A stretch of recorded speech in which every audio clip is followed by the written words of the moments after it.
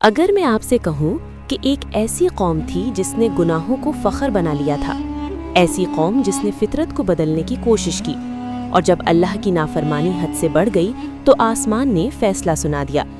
یہ کہانی ہے قوم لوط کے عبرتناک انجام کی۔ آخر تک ضرور دیکھیں، کیونکہ یہ صرف ایک قصہ نہیں بلکہ ہمارے لیے ایک کھلا پیغام ہے۔ قوم لوط ایک سرسبز علاقے میں رہتی تھی۔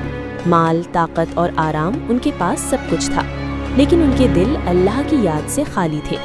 انہوں نے ایسا گناہ اختیار کیا جو ان سے پہلے کسی قوم نے نہیں کیا تھا۔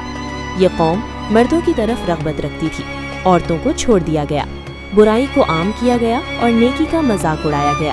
جب کوئی انہیں سمجھاتا تو وہ ہنستے تھے، کہتے تھے یہ تو بہت پاک باز بنتے ہیں۔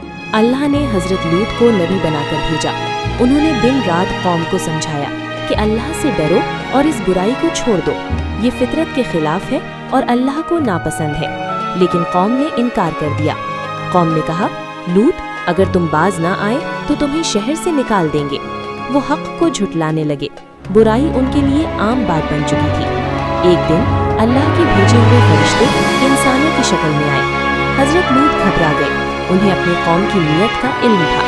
انہوں نے کہا، یہ میرے مہمان ہیں، ان کی بے عزتی نہ کرو۔ لیکن قوم اندھی ہو چکی تھی، وہ دروازوں پر ٹوٹ پڑے، برائی کے نشے میں انسانیت بھول چکے تھے۔ اسی وقت اللہ کا فیصلہ نازل ہوا۔ فرشتوں نے کہا، لوط علیہ السلام، آپ اپنی بیوی کے سوا سب کو لے کر راتوں رات نکل جائیں، صبح سے پہلے عذاب نازل ہوگا۔ پھر زمین کانپ اٹھی، شہر الٹ دیا گیا، آسمان سے پکی ہوئی مٹی کے پتھر برسنے لگے، ہر مجرم اپنے انجام کو پہنچ گیا۔ حضرت لوط علیہ السلام کی بیوی قوم کے ساتھ تھی، وہ پیچھے رہ گئی اور عذاب کا حصہ بن گئی۔ یہ ثابت ہو گیا کہ نسب نہیں بلکہ ایمان بچاتا ہے۔ اللہ نے قرآن میں فرمایا، اور ہم نے ان پر پتھروں کی بارش برسائی۔ یہ انجام صرف اس قوم کے لیے نہیں تھا بلکہ قیامت تک آنے والوں کے لیے ایک وارننگ ہے۔ یہ کہانی ہمیں سوچنے پر مجبور کرتی ہے کہ جب برائی کو عام کر دیا جائے اور حق کو جھٹلایا جائے تو اللہ کی پکڑ ضرور آتی ہے۔ اللہ صبر کرتا ہے لیکن چھوڑتا نہیں۔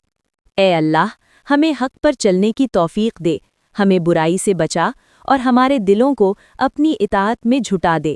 آمین۔